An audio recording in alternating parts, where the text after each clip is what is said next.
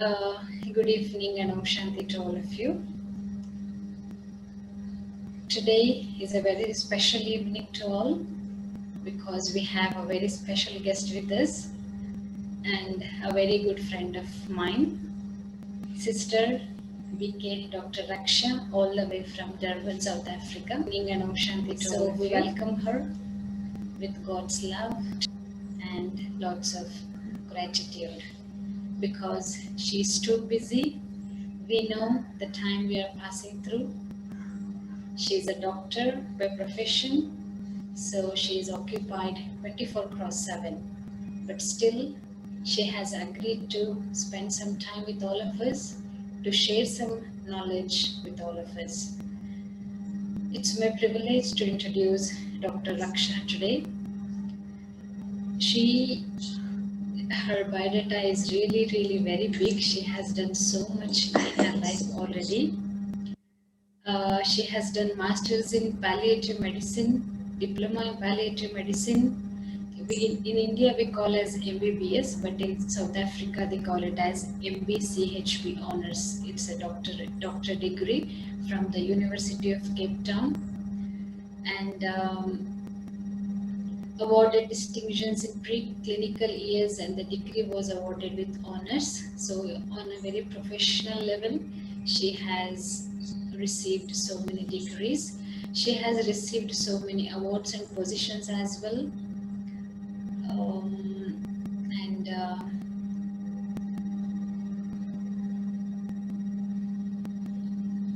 she currently is serving as like private. She is doing private practice in palliative medicine. And she has given so many presentations in different national and international conferences. And she has been a very active member in Values in Healthcare workshop, which we do from Brahma Kumaris. Through that, she has conducted hundreds of workshops, which helps, like how to balance.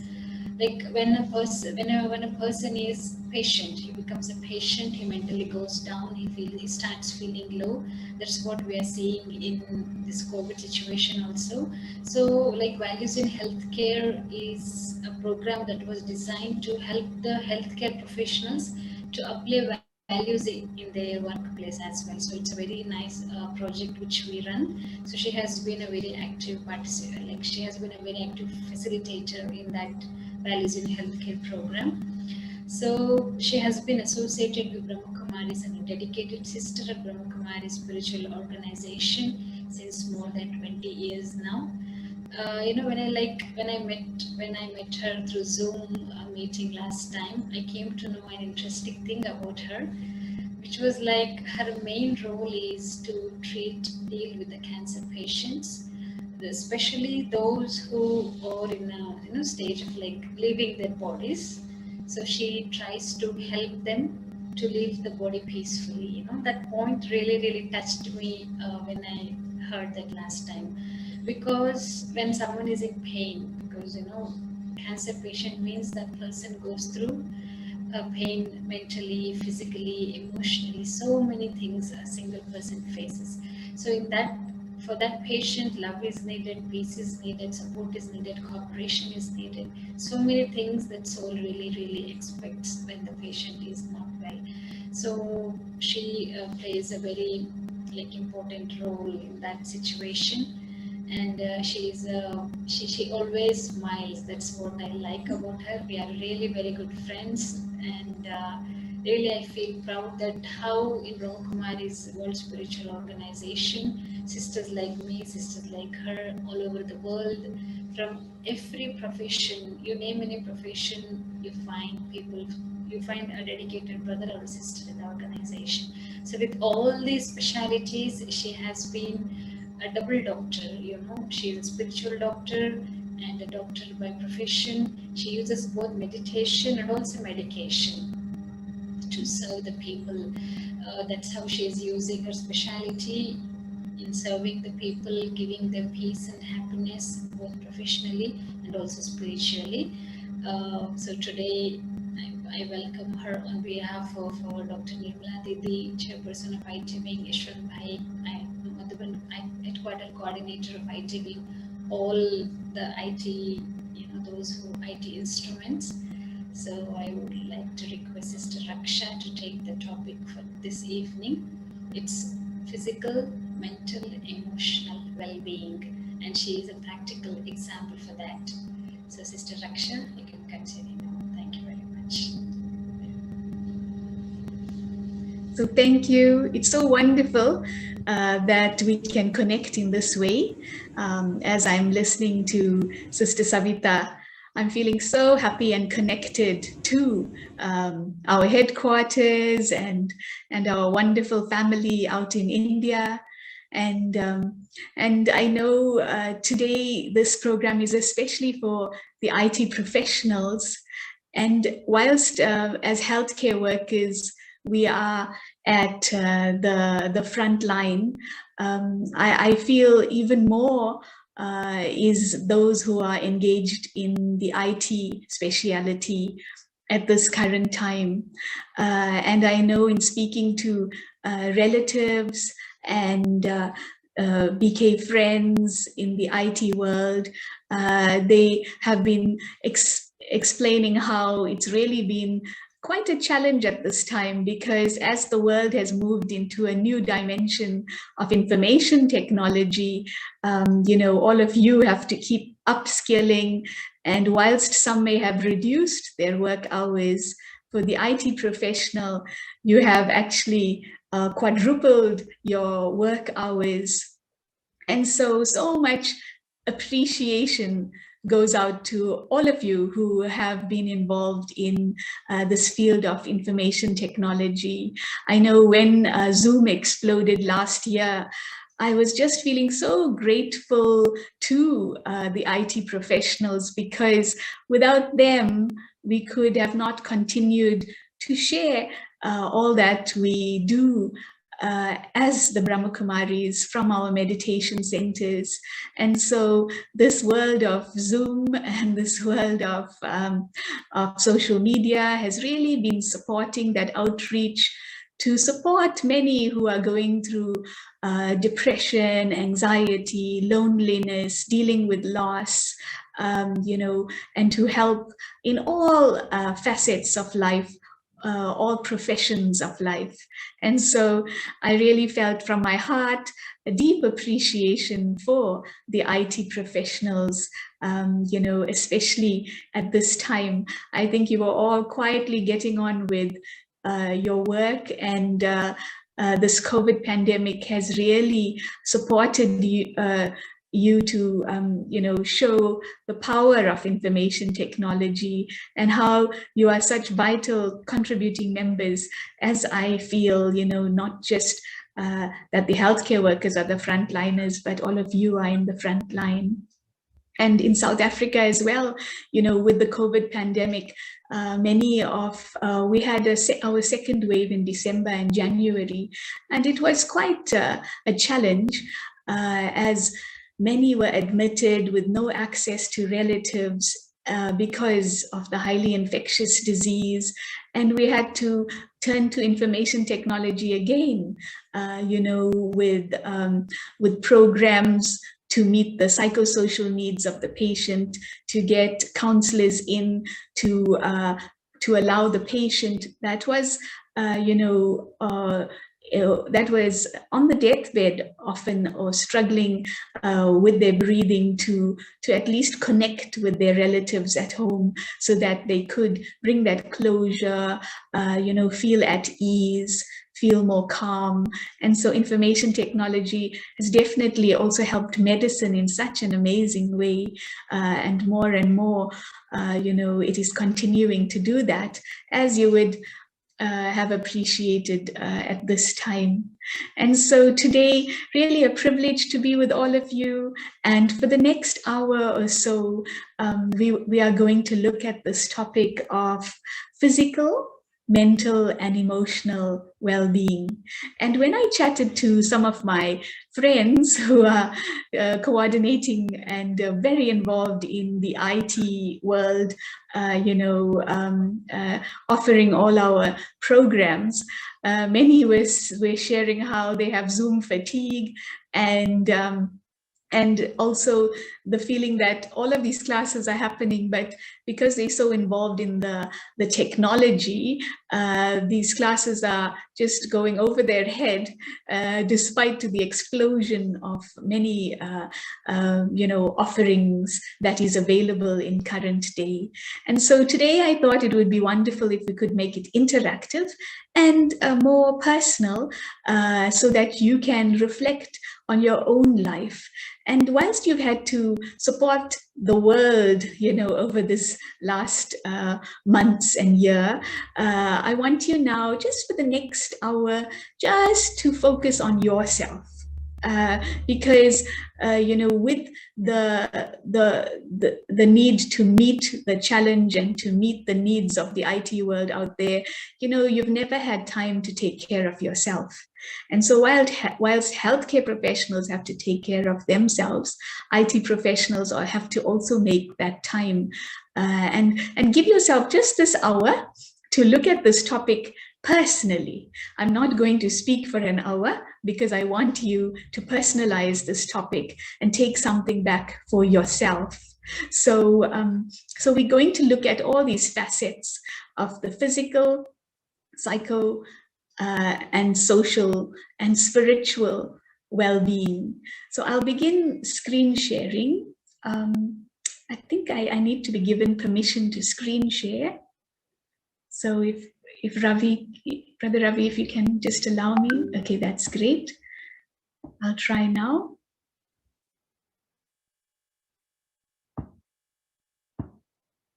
Okay, I hope the sound is okay. So am I audible? So I think it must be. So so looking at this topic of physical, mental, and emotional well-being. I don't know if you've seen this recent art where people take rocks and try and balance them so that they do not fall off, and you need to get the right balance so that you stack up rocks perfectly, and that is a beautiful example of balance. And so really, as individuals, we do need to look at all facets of our life so that we are in total harmony and balance. And whilst Western medicine has focused on the biomedical model, of late, they have appreciated the deep need to understand the psychological, social, and spiritual impacts on the well-being of human beings. And so they have discovered that whilst many may have physical ailments, the psychosocial and the spiritual factors or domains of an individual's life contribute greatly to the dis-ease and the disease. And so I know, disease is caused, many diseases are caused by an excess of cortisol and adrenaline, and these two hormones are excreted, into our systems when we face danger and when we have to meet challenges and changes. And I think in your life as an IT professional, you have deadlines all the time, and to cope with those deadlines, even as a healthcare professional, you secrete a lot of adrenaline and cortisol, which surges through your body, which then creates a faster beating heart, releases sugar into your bloodstream, and more blood to your muscles, less blood to your gut, more blood to your brain.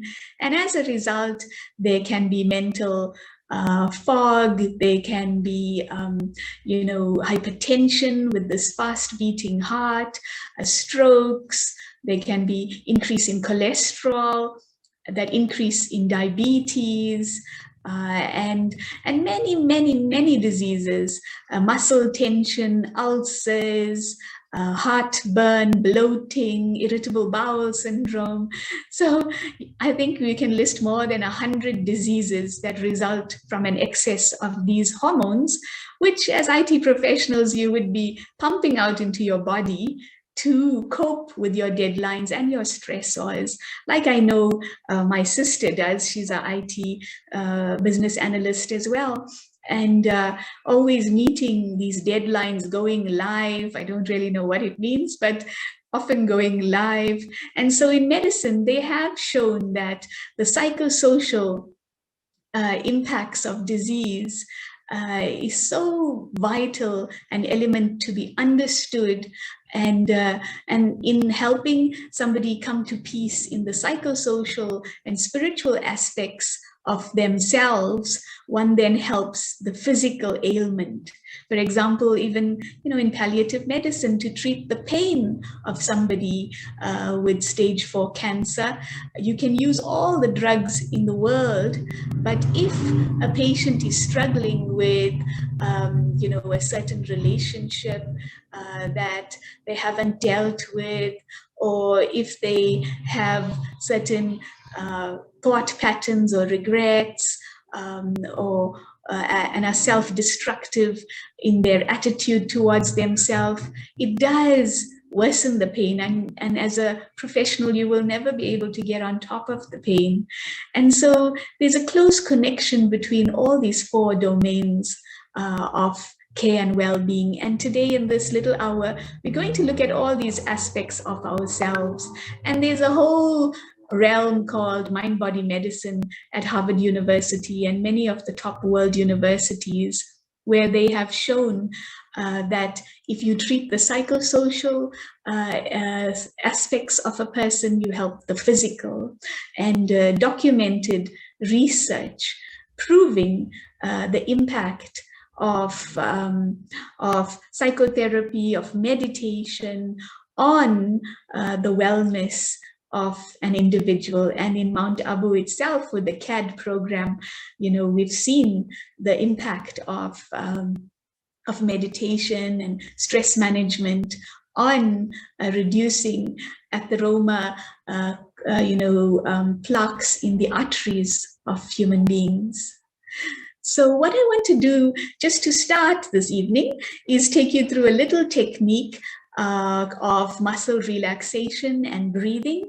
And so, as I said, it's going to be an hour that's intermingled with many different aspects. So I want you to just sit back in your chair and, totally relax, because in your jobs, you're always over this laptop, and it also has a lot of impact on your body. And so just relax in your chairs, a little distance from your laptop, and just allow your body to sink into your chair, and allow my words to guide you. Allow your mind to follow the words that I'm speaking.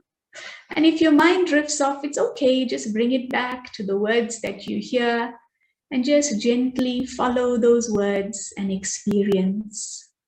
So as I'm seated here, I take a deep breath in, just filling my lungs with peace. I visualize this fresh air just entering my nostrils, flowing down my air passages to the very depths of my lungs. And then breathing out, I breathe out all the stale air that had been stuck in the recesses of my lungs. Once again, I take a deep breath in, just breathing in so deeply, and breathing out gently. And as I do this, I just scan my whole body. And if there's any tension in any muscles of this body, I just relax them. Maybe tension in my neck and shoulders, I relax them. Again, I take a deep breath in to the depths of my lung, and I breathe out. And as I'm seated here, I start with the tiny, tiny muscles in my feet. I place my feet on the ground, and I just relax these tiny muscles of my feet, relaxing my calves, my legs. I straighten my spine, relaxing the muscles of my stomach as I take a deep breath in. And as I breathe out, I just let go once again of all the stale air from the depths of my lungs. relaxing the muscles of my neck and shoulders, my arms to the tips of my fingers. I just let my hands just rest comfortably on my lap. And I relax the muscles of my scalp and face, my jaw. Sometimes even subconsciously I clench my jaw, and now I just allow it to relax. In this moment, I don't have to be anyone or anything and think about all my roles and responsibilities. I can just let go and be like that beautiful light on the screen before me. I just tap into this light that I am, and I share rays of peace into this body. Like the sun rays in that picture, just rippling into this body, bringing light and ease to all my trillions of cells.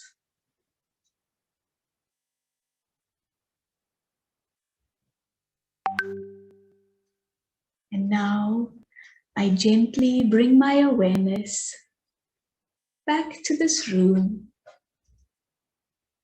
as I become more fully aware of myself. Thank you. So thank you for joining in that. And so I would like to ask you, what are some of the things that you do to support your physical well-being? Any thoughts? There may be many things that one does, but there's a few things one should look at. And if you look at physical well-being, so as I said today, I'll quickly take you through these different aspects. But what does a healthy lifestyle mean to me? And a few things that one should take into consideration, especially being an extremely busy healthcare professional or IT professional, is nutrition. So no matter what, can I ensure at the beginning of the day, that I have a plan for my meals, because I do need that sustenance to help me fulfill my tasks and my roles. And so the importance of nutrition, and then rest and sleep, at least 6 to 8 hours of sleep, and muscle relaxation. I'm sure you just enjoyed that little exercise. I know for myself, when I had worked in very hectic casualty departments, working from one morning to the next morning and more. When I'd come back and I needed to sleep, I could not, because my body would be so wound up with the tension and the anxiety, of all the challenges I may have met in the very hectic accident and emergency unit. And then I would practice this muscle relaxation. And I feel for IT professionals, the importance of posture. And, one thing that you may develop is cervical spondylosis if one is not too aware of the height of your laptop, etc. So it's so important to pay attention to that posture as well. Exercises, including eye exercises, because I'm sure many appreciate the deterioration in their vision, and many now, with the Zoom world, have noticed that there is that deterioration in vision. And so the importance of eye exercises. I know somebody at one of our retreats being exposed to eye exercises. This nurse actually cured her farsightedness, such that she didn't need it anymore. So, these eye exercises are quite powerful. And so the adequate intake of water and doing things that you like to do, such as hobbies and interests. How many of you do these? Do you make time? What about good company? good hygiene and grooming. And so now with everyone on Zoom, they may not meet the need to pay attention to all aspects, but the grooming also helps one feel lift one's self-worth and self-respect. And so good hygiene, grooming, and what about time in nature? And so these are some simple thoughts to improve my physical well-being, and then ensuring I have routine checkups with my medical doctor, and that I take my medication that supports my physical well-being. So looking at this, just glance your eye at it, and to what extent are you practicing any of these? Are you ensuring you have a good nutrition, good sleep, paying attention to posture, to muscle relaxation, to exercise, adequate intake of water? What simple things can you do to start practicing some of these very vital aspects of my physical well-being, and doing things that you like to do, like hobbies and interests, keeping good company, spending some time in nature? That can be very healing.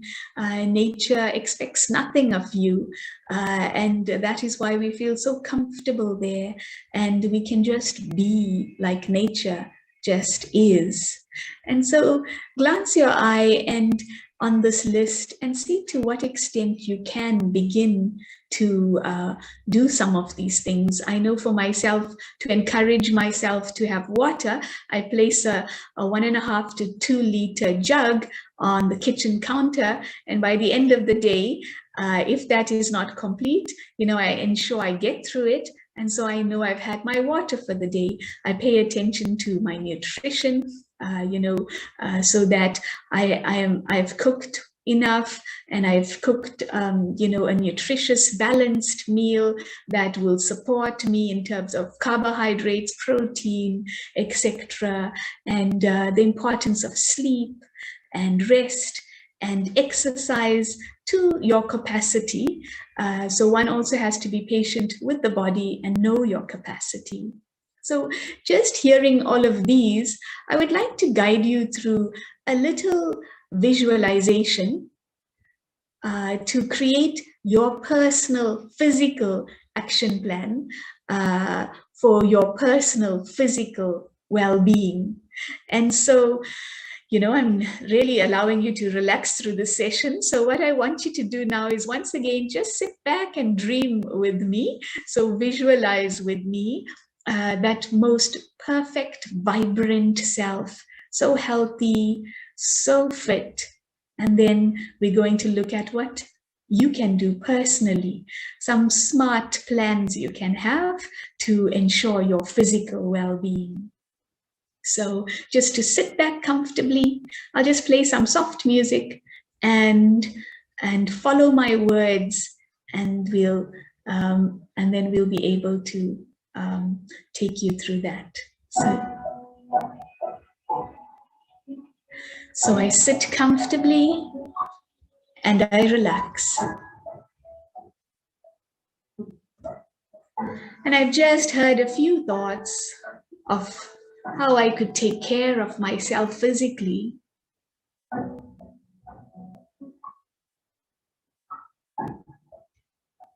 And now I wish to take myself to a beautiful space in nature. I look at that beautiful scene before me with a waterfall and the sun just shining through the trees. And I visualize myself just seated on a bench in this amazing atmosphere. And I just relax here. I can feel the warmth of the sun on my face. I can smell the amazing fragrances in the air and the coolness of the breeze on my skin.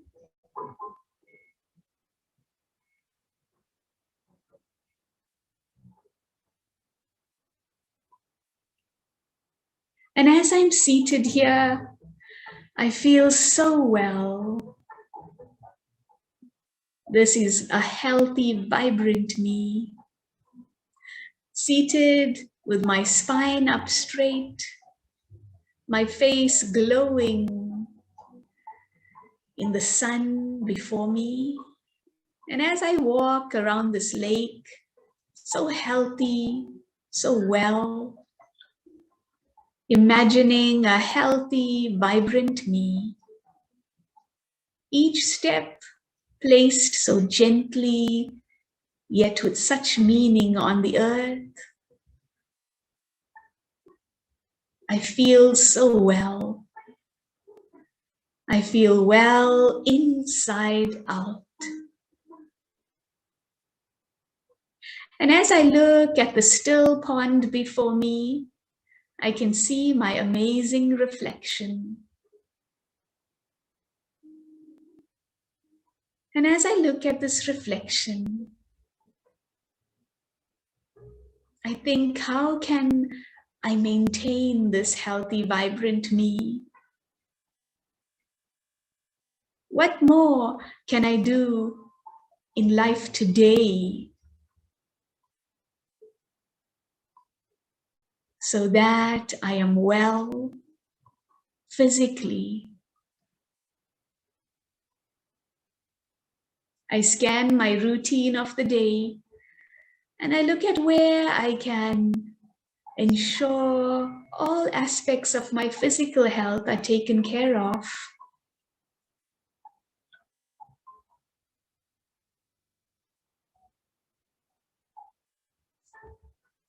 And now I make a mental note of some simple plans that I can begin to implement from today onwards. Possibly just having a cutoff time to sleep, to stop all work, a plan for my water intake, for exercise, for being in nature. I note these down as I gently bring my awareness back to the space that I am in. And with determination, I choose my plan.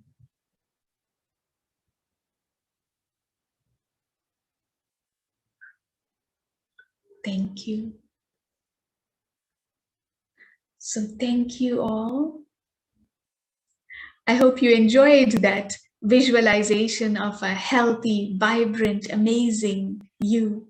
And now I want you to jot down somewhere, your personal self-maintenance plan to achieve the state of well-being that you experienced in that visualization. So think of some short-term, intermediate-term, and long-term goals that you would like to have. So maybe that you want to walk 4 kilometers every day, and maybe by the end of it, you want to do a long hike. And so different goals that you could have, or maybe it could just be drinking more water, or ensuring I have 3 healthy meals for the day, or sleeping on time, not looking at my laptop after 9 o'clock or 8 o'clock or whatever time is suitable, so simple goals, and let it be achievable and have a start date. I know when I, like I mentioned, because I know I'm not good with water, I ensure that I went and placed a jug there. I knew I needed a certain vitamin, so I made sure it's on the counter. And all of these support your physical well-being, which then supports your psychological, social, and your spiritual well-being. So all these 4 domains of the self are very closely intertwined. And so thank you for reflecting on that. I hope you have taken the time to reflect on that. And I'll move to the next the next slide here. So that's physical well-being. And now I want to look at mental well-being. And so with regard to mental well-being, we have this amazing picture of an iceberg there. And look at that amazing iceberg.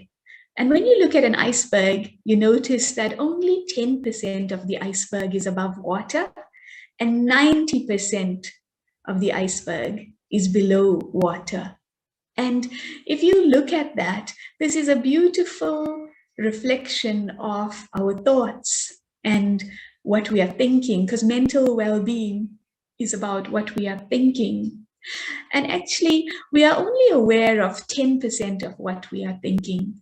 You know, about 20 years ago, they said that we had 60,000 thoughts a day. And now I think we must have 200,000 thoughts a day, because everyone feels that life is just passing us by. And if I ask you to remember what you thought or write down all your thoughts of yesterday, you might only remember 50 or 100. And yet you had 60,000 to possibly 200,000 thoughts. And what happened to all the rest? And so there is the conscious mind that we are very aware of, but there's also thoughts happening in the subconscious. And so the subconscious mind is having thoughts that we are aware of, but there's also many, many thoughts that we are not aware of. And those thoughts are affecting our feelings. And as those thoughts are affecting our feelings, they are creating emotions and creating attitudes and how we see the world. And it affects our vibration, the atmosphere, and creates the destiny, our destiny in life. And so our subconscious thoughts, the ones that we are not aware of, they are ruling in our life. Because if you look at that iceberg, how do you move an iceberg? Do you move it by shifting what's on top, by moving the 10% on top, or do you move it by pushing the 90% in the right direction?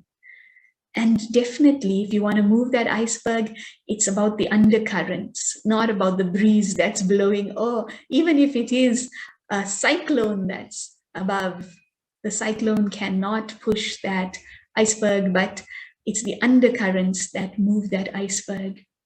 And a typical example is, we might get angry or feel very irritated or very warm inside, and you want to scream with regard to something.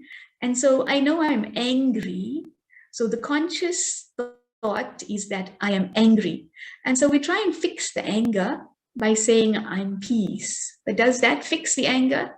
It doesn't. No matter how much you tell yourself, I am peace, I am peace, I am peace, I am peace. If you have not sorted out the undercurrents, those undercurrents will keep sailing your ship in a direction that you do not want to go to.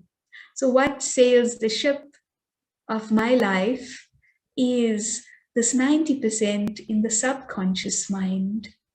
And so with regard to that anger, possibly the undercurrents for the anger was I felt a certain situation was unjust, or I felt that I should have been appreciated or valued or understood, or maybe I felt ignored.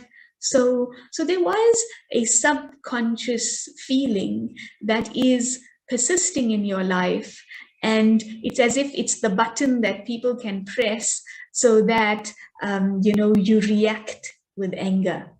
And so with mental well-being, it is so important to begin to understand the patterns in your life.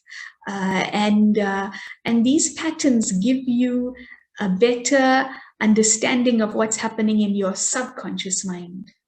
For example, if you're the type who, is often struggling with,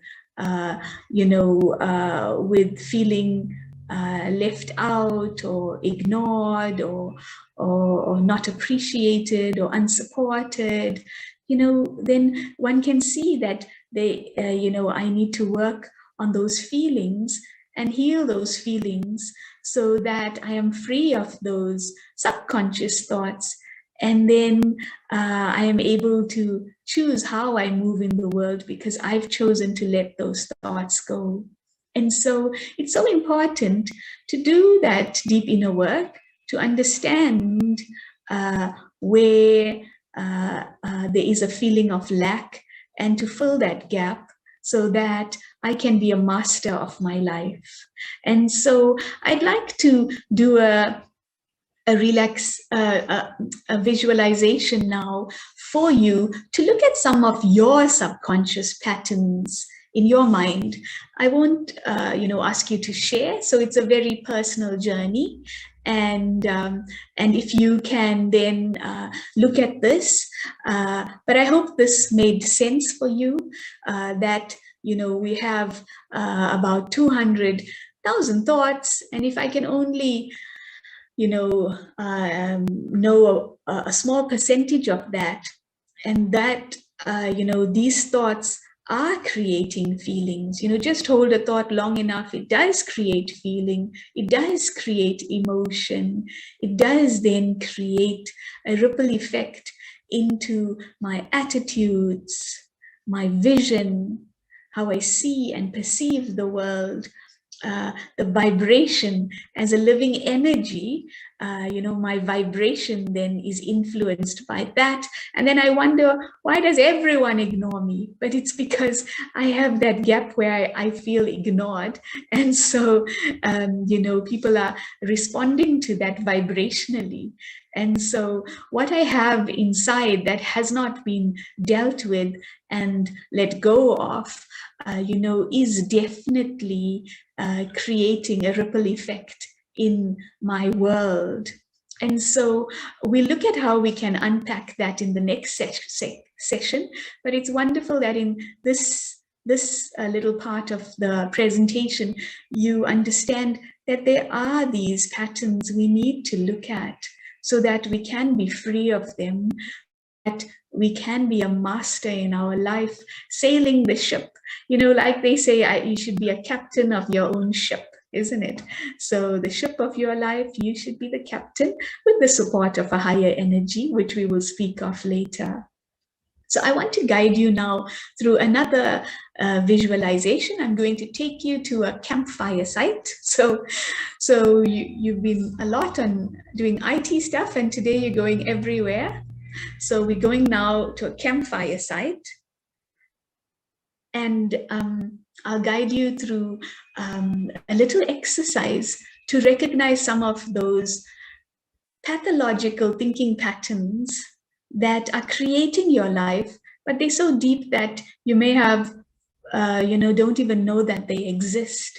So I'll guide you gently. Just allow your mind to follow the words that I will speak, and observe what arises.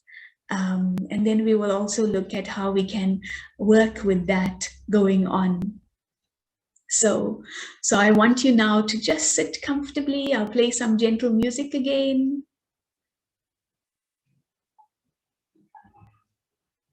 And just allow yourself. We've been stuck at our desk for too much time.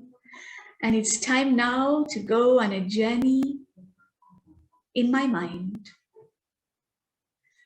And in my mind, I take myself to a very safe space, out in nature. And it's the evening time.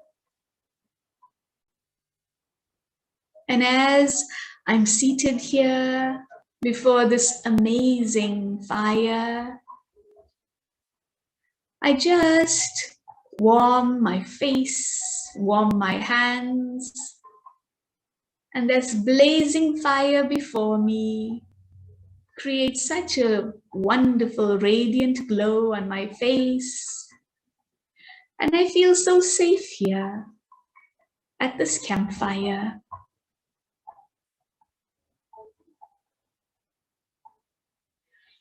And next to me is my confidant, my friend, and I feel so secure. Maybe God, And maybe the last year, I have been through a lot. And if I look at the patterns within the last year, as I flip through the months of my life, what were some moments of dis-ease when I did not feel so comfortable?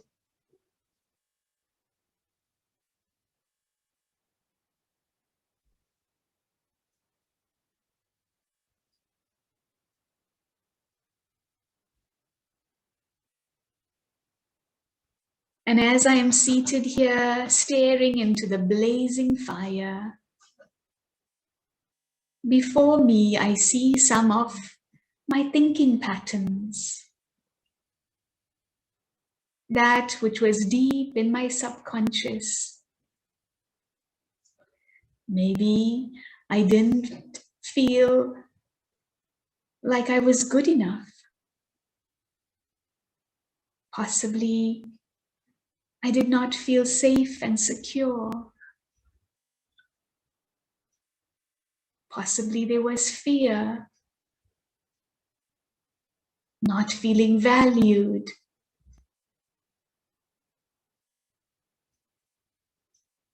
or appreciated,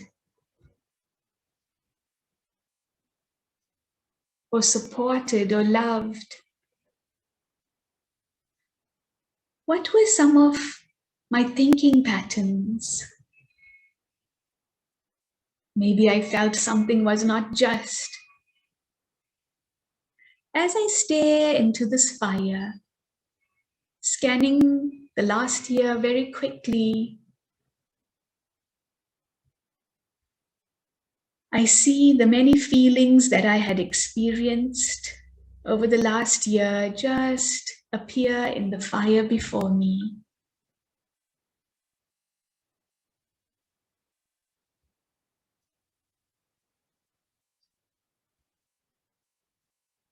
And I thank them. I thank them for letting me become aware of them.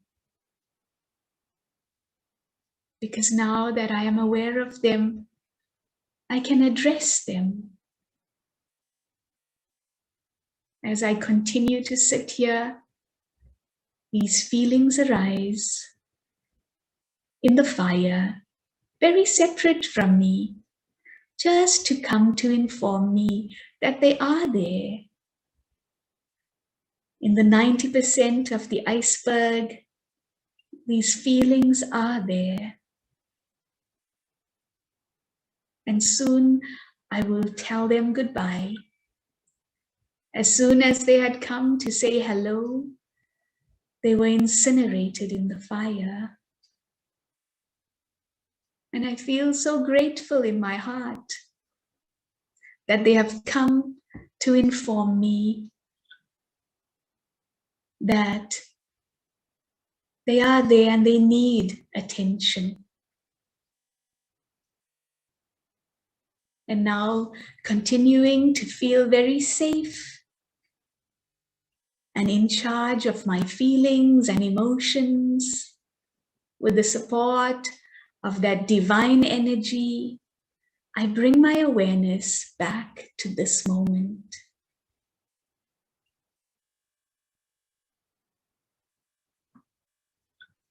So thank you.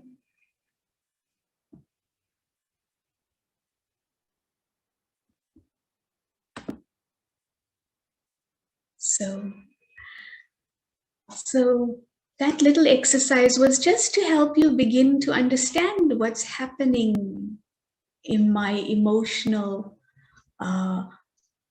foundation and platforms. And now I want to look at, so that was my mental well-being. Now I want to look at emotional or social well-being, and very related to the previous exercise. I know I love this saying when I read it. Someone asked me, "Who hurt you?" And I replied, "My own expectations." It's very, very profound, hey? But it's so wonderful to know that Who hurt me? My own expectations. So who's the master in my life? Myself. If I want to heal, I just need to let go of those expectations and be free. And so, looking at the last exercise that we had done, can you then look at the emotions and look at yourself personally, and whichever person or whatever scenes or situations in your life evokes emotions in you repeatedly? So whoever, that means whichever person or whatever scenes or situation evokes emotions in you repeatedly. And what are your unmet expectations, wishes, and the source of your discontent? Because in any energetic relationship, be it yourself and another person, or yourself and a situation or circumstance, there's you and you want something from that person or from that situation or circumstance. So there is an unmet expectation, a wish, and there's discontent because I don't have that. And then, can I now appreciate the unfulfilled need in me that creates expectations of the other person or situation? I know you might think, really, do I actually want something from that person? I don't think I need anything from them. They are just a pain in my life. So you may speak like this or think this, but actually, this energy that I am is wanting something from the other energy. And because I'm not getting it, there continues to be that thinking of that person or that situation, either with distaste or irritability, etc.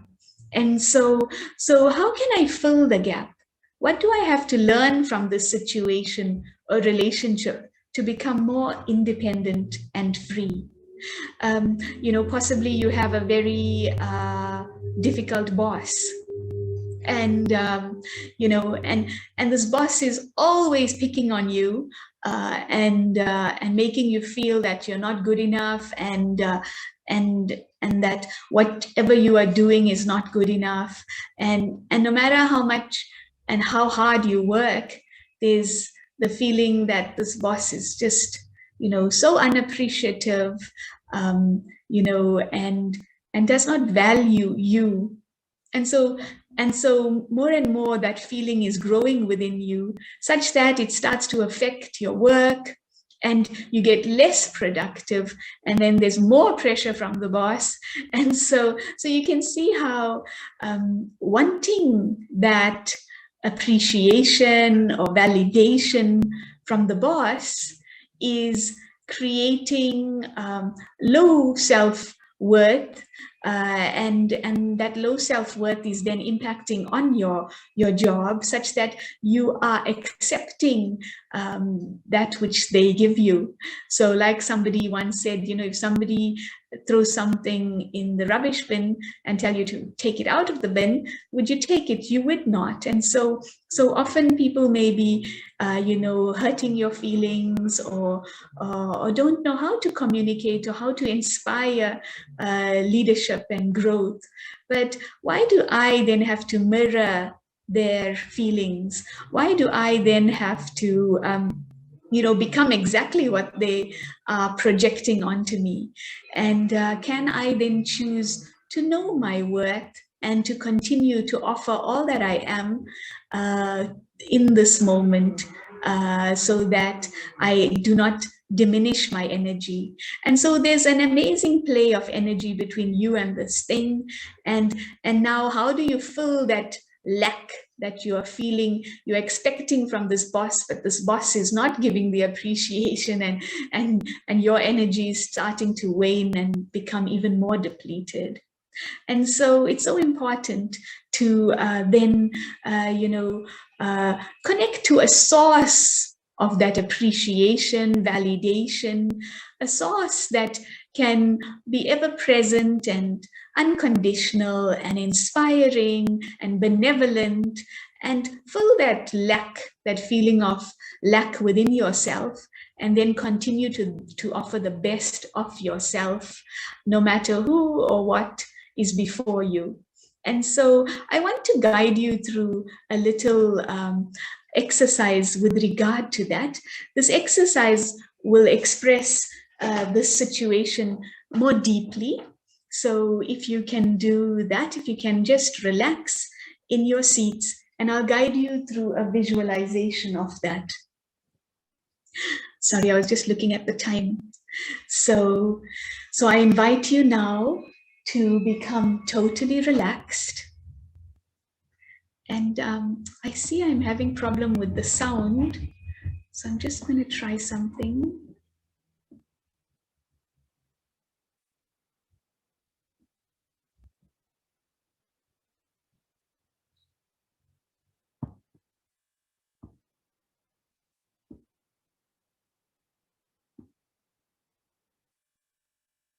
So I hope that made sense, but I think it will make even more sense as I journey through this a guided reflection with you.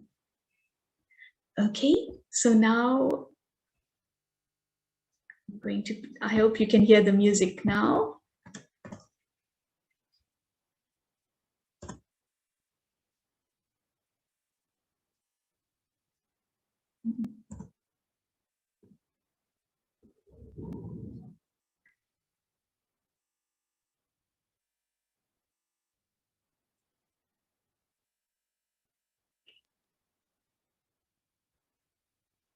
Okay, I think we're still struggling with the sound, but that's okay.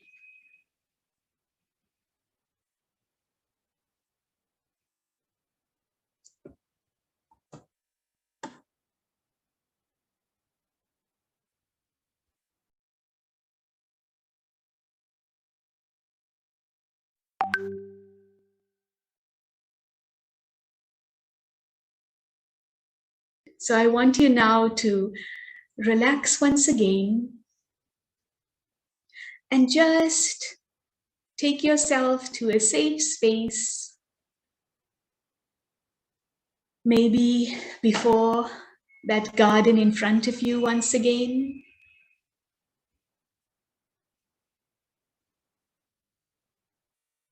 And as you're seated there,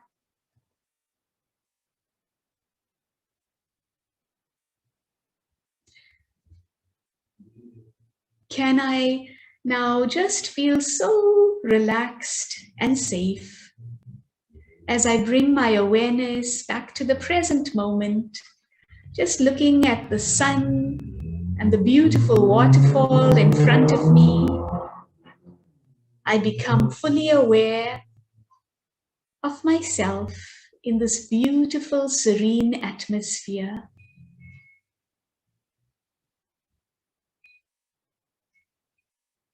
And as I'm seated here, I take myself to a current challenge that I am having, an emotional challenge, be it with a person or with a certain recurring circumstance or situation. And why does this always have to happen? It does. But now I'm not going to get stuck in it and all emotional about the scene or situation. I'm just going to visualize it as it usually plays out. And I'm not in that scene, I'm far removed from it. It's as if I'm outside the house or the building where that scene usually plays out. And I see the play of energy. There I am, with all the thoughts in my head, sometimes verbalizing it, and the feelings in my heart. And there's the other person doing what they usually do that creates all the emotion in me.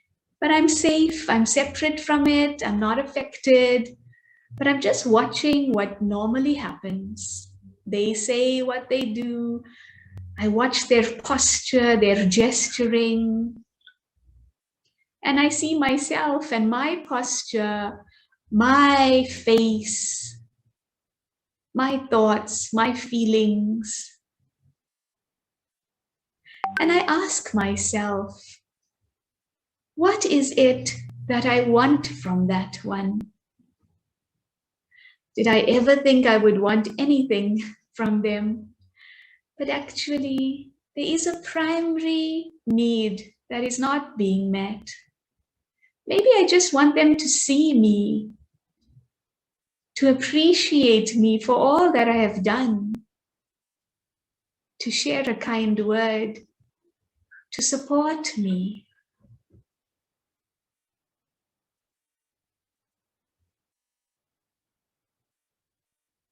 And as I replay these scenes in my mind, I visualize now in the same scene a beautiful light of all the love and support.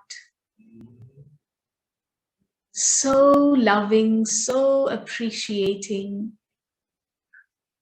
And that being is just showering me with all the praise, all the love, all the validation. And I just melt into this feeling of unconditional love and worth. And I feel so full now. I need nothing from no one. And I press replay on that same scene that usually happens. And there I am now, so full, so contented, needing nothing from no one. And with this feeling, there appears the same person, the same situation. It happens again. But I am now so independent, so free, so full. I need nothing from no one. And I continue to offer the best of myself to that scene and circumstance.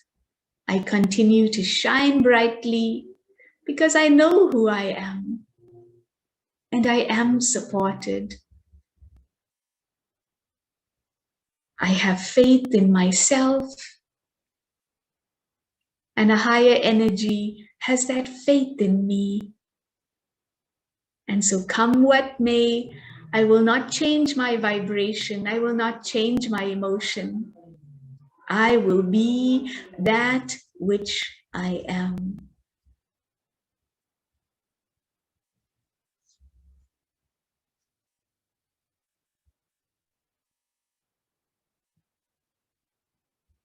Thank you.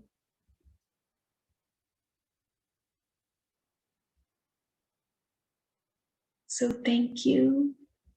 I hope that reflection was helpful to see how sometimes there is a gap, but it's because I've allowed that gap, because I feel that gap can only be filled in by that another person or by the situation changing, and I demand it and cry for it. I have expectations and wishes, and I'm discontent until that gap is filled. But know that as you connect to yourself and you can connect to a higher source, that gap is eternally filled, and I can then be who I am. And my emotional health is in alignment with who I truly am. And so I hope that made sense. So I can see that many are responding. So thank you for that. So wonderful. So now I want to look at the next aspect, the fourth aspect of well-being, and that is spiritual well-being. And if you look at that slide, I love this expression of spiritual well-being, because whilst there is the biological, psychological, and social aspects of the self, so the physical, the mental, the emotional, but there's also the spiritual well-being that holds it all together. And if I have my spirituality in check, and if I pay attention to that, then it ripples out to influence all the other domains of my life. I've seen this personally with my patients with cancer, and I want to go through, just stop. Okay. So, I've stopped screen sharing, which is great. So yes, so what I wanted to do in the next few minutes, just to chat about the spiritual well-being. So we've looked at the physical well-being and some short personal action plans I can incorporate, into my life, because all these four domains are interrelated. If I do not look after my health, I cannot connect with my mental or my emotional or spiritual well-being. So I need to ensure that I am taking care of my physical health, and I need to be aware of my thinking, detach and watch and learn and grow from the many, many vast patterns of thinking that are tripping me up in my life. And if they are unhealthy patterns, I need to shift them. So I shift the direction of this iceberg of the life that of my life and my destiny. And then thirdly is the emotional well-being, in interacting with people and situations and circumstances. Am I always, wanting, or am I filling that gap from within? And we went through a few reflections and experiences of that. And now coming back to that spiritual well-being, in my work as a palliative care physician, I have especially had to deal with many patients with cancer, and I did my master's thesis on the impact of dignity therapy and guided imagery on the intrinsic worth and dignity of the soul, on the dignity experience of patients with stage 4 cancer. And it was amazing that, all these patients, as they experienced themselves as more than this body, the relief, the release, the life that it brought them. Actually, they lived longer, knowing that they were more than their body. Not only did they live longer, but they then brought closure to patterns of thinking that were pathological, and they had lived with all their life. They also then brought a balance, in their social circumstances, choosing to let go and live every precious moment, with that love in their relationships. And it was all because they became aware that they were the untouchable spirit or soul or atma.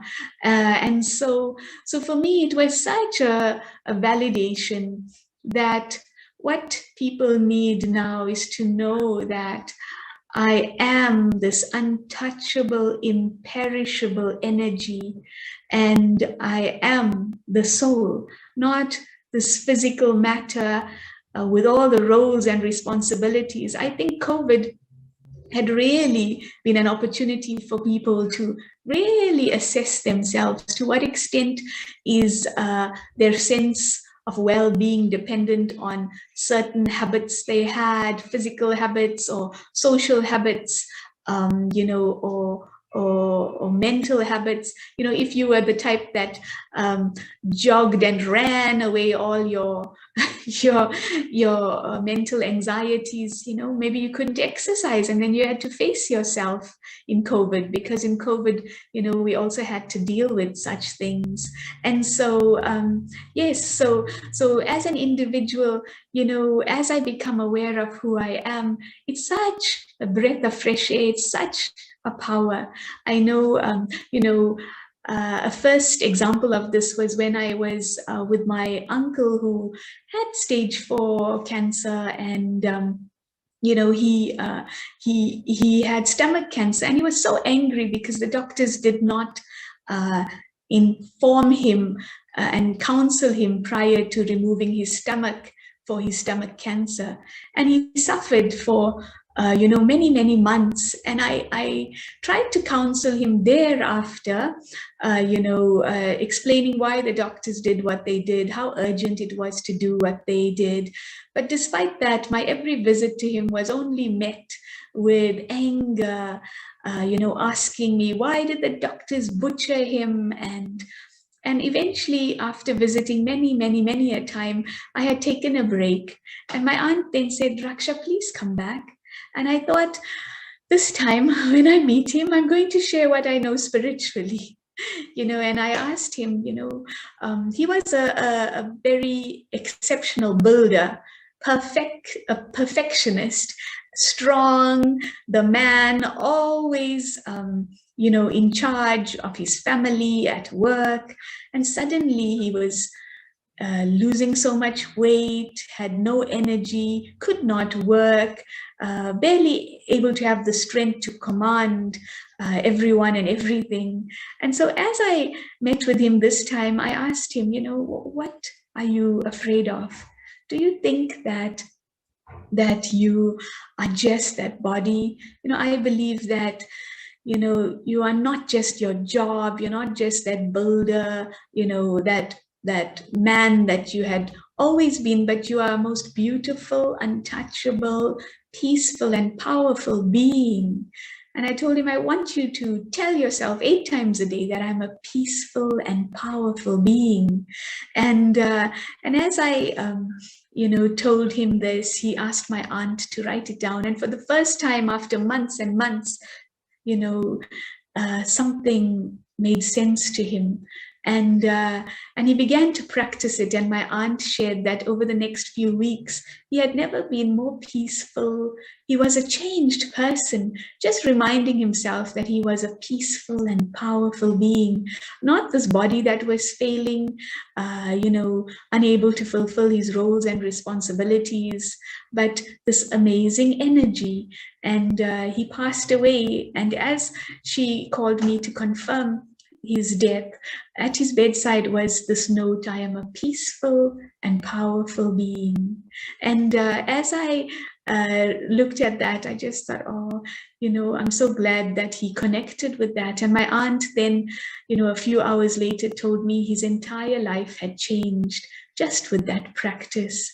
And so I have seen time and time again that when I really experience who I truly am, nothing else matters but that amazing, beautiful, and brilliant light that I am. And I can bring all of that to everything, be it relationships, be it my job, be it my state of mind. So when I know who I truly am, spirituality is the core of the entire human being. And so if I know that I am this being of love and light and peace and joy and power and wisdom and bliss, what more do I need? Everyone in the world wants that, isn't it? So I have everything that I need. I am everything that I need. And if I feel a lack, it's not that I have to look out there. I need to look within, and I need to look upward, because unfortunately we're living at a time that is called Kali Yuga, the Iron Age, a time of extreme depletion of matter and also of human beings. They are all barely holding it together. And then you expect from them, does it make any sense to expect from anyone or anything at this time? This time is really calling for us to turn upward and connect with that unconditionally loving source of everything that I need, and call him what you may, Shiva, Allah, Jehovah, to know that, I can connect to that source with one thought. I know I had come from a very religious background, and I used to always wonder, God, do you know I exist? And I was so reassured when I had started meditating with the Brahma Kumaris at the age of 21, about 22 years ago, that God was just one thought away. And from my heart, when I reached out, he could fulfill all my needs and fill my heart, and I could then overflow with that energy into the world. And so to know who I am, who I belong to, and why I am here. We just didn't come, like the leaflet had said for this session, to just wake up and try to live. We came here to play our most precious, powerful, beautiful parts. But we stopped playing it because we got so caught up in the entanglement of roles and should be's and should nots and etc. and etc. And we have created such a fragile self-image that it can shatter at any moment, like COVID has shattered many false sense of self. And now we have to fill our false sense of self with that true self-worth of who I really am. And I have to connect powerfully to that source of everything that I need. And that source is just one thought away, sees the highest in me, is unconditionally accepting and loving and giving eternally and available like the sun. The sun doesn't choose who it shines on, but if you want to experience the sun, then just step up, become and experience yourself as that master sun, and place yourself in the atmosphere of that supreme sun of knowledge and bliss and wisdom and lightness and power and purity and love and truth and everything that you need. And so I really wanted to do a short meditation on that.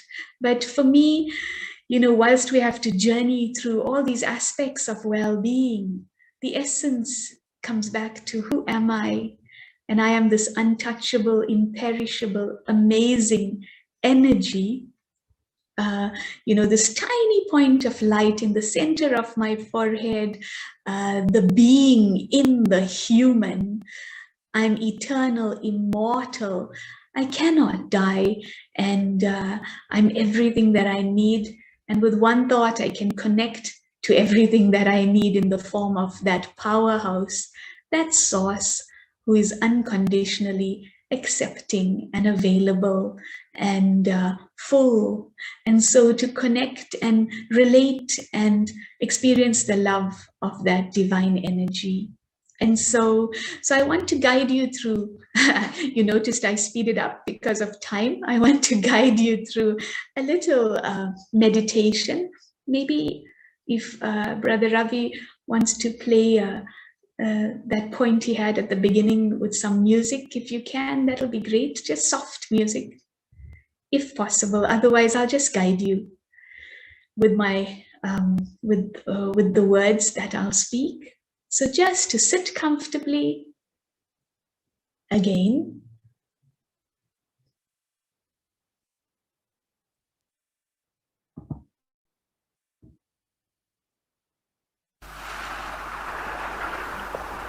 And just relax.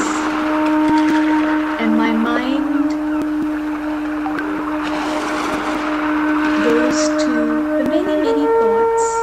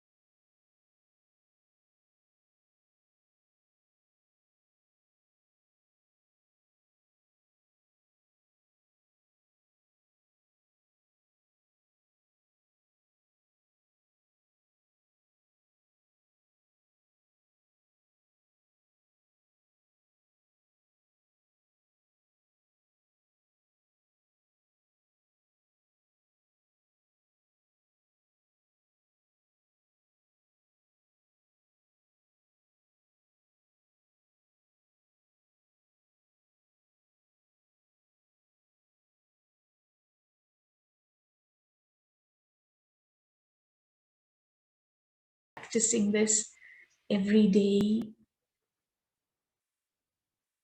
with every moment. But this is life. Life with purpose, life with meaning.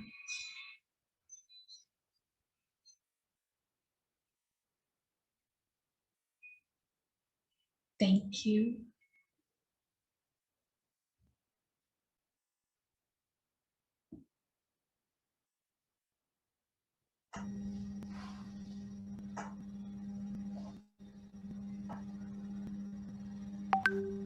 Om Shanti. So we know the Brahma Kumaris, and our three Om Shantis are: who am I? Who do I belong to? And why I am here? And like our leaflet suggested, connect to this and and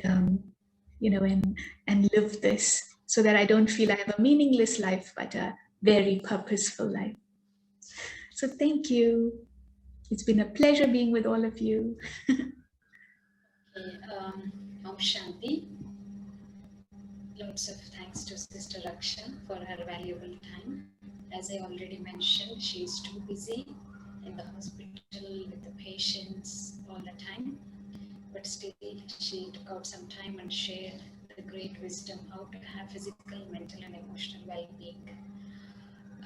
She shared a very beautiful point to write down 8 times a day: I'm powerful, or I'm peaceful, I'm healthy, I'm blissful. You take any, we call Swaman in Hindi, and take a pen and a paper and write them down 8 times, 10 times, daily. Because writing means, or telling any positive information, what does that mean? That means I am creating that positive thought inside the mind. How I create the thought inside the mind, accordingly, the mind gets prepared, it becomes powerful, it becomes stable. Because situations, what we are seeing today, we don't know what we have in our plate tomorrow, right? But we should be prepared. That is the option we have. We can't say that challenges shouldn't come, problems shouldn't come. We can't say that we don't have that option. The option what we have is to get prepared. So in Brahma Kumaris, that's what we do. We basically teach meditation to become powerful, to become positive, to become mature, and to get ready for anything which is on our way. So uh, you all might be knowing about Brahma Kumaris. If you want to know more, if you want to get connected, write to us, contact us. We will guide you how to get connected, how to, if you want to take more knowledge or learn meditation, if you want to have any follow-up sessions after this, please feel free to write to us or contact us. So thank you, Dr. Raksha.